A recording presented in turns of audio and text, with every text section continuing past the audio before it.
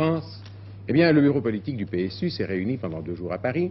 À l'issue des travaux, M. Michel Rocard a tenu une conférence de presse où il fut question, entre autres, de la situation chez LIP et de celle d'Alain Krivine, le dirigeant de la Ligue communiste inculpé à la suite d'infractions à la loi dite anti-Cassel. La direction politique nationale du PSU tient en effet sa troisième session de l'année. Nous avons renouvelé notre protestation contre la dissolution de la Ligue communiste et confirmé la participation du PSU à l'offensive de protestation qui se prépare un peu partout, aussi bien dans le mouvement révolutionnaire qu'avec le Parti communiste et le Parti socialiste, et des organisations syndicales. Confirmation donc sur ce point avec un texte qui confirme notre protestation et l'élargit.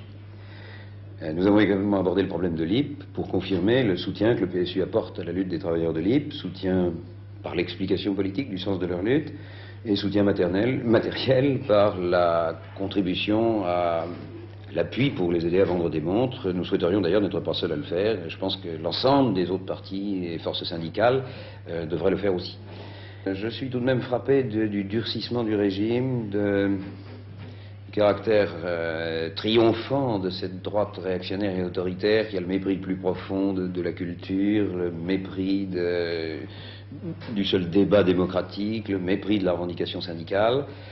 De toute façon, le problème de LIP n'est pas réglé et on le regardera de près. S'il y a une tentative de répression sur LIP, il n'est pas du tout exclu qu'il y ait une grande vague de solidarité nationale.